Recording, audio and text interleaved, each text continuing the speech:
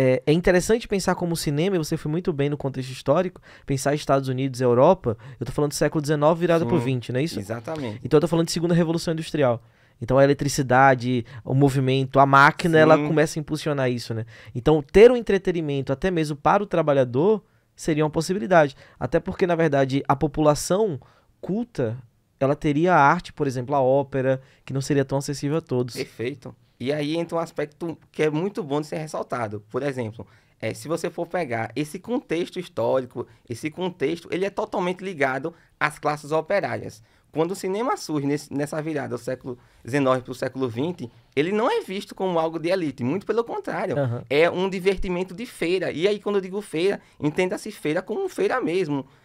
O cinema Povão. não é povão, não é esse cinema que nós temos hoje dentro de um shopping, não. Então, assim, até os primeiros filmes produzidos, eles traziam um contexto de trabalho fabril. Por exemplo, o próprio vídeo dos irmãos Lumière, né? A primeira, digamos, montagem, divulgação, né? Tem até o aspecto engraçado que conta a história que os irmãos Lumière projetaram esse vídeo da chegada do trem a Paris, numa salinha como essa, e convidaram 30 pessoas.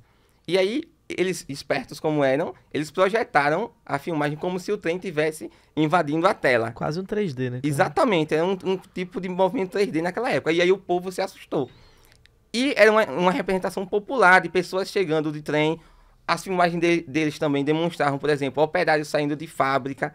E aí você começa a perceber esse cinema popular, que é um cinema que nasce popular mesmo. É um cinema na qual as pessoas, olhem que interessante, as pessoas assistiam a esses curtas, porque não eram filmes, como nós temos hoje em dia, com 2 horas, 2 horas e meia. Eram filmes, no máximo, 1 minuto, 3 minutos, 5 minutos. Quando o cineasta era muito ousado, 10 minutos no máximo. E aí havia um tipo de local na época que era o chamado Nickelodeon. Inclusive É o nome o do canal de canal. desenho vem daí. O que era o Nickelodeon?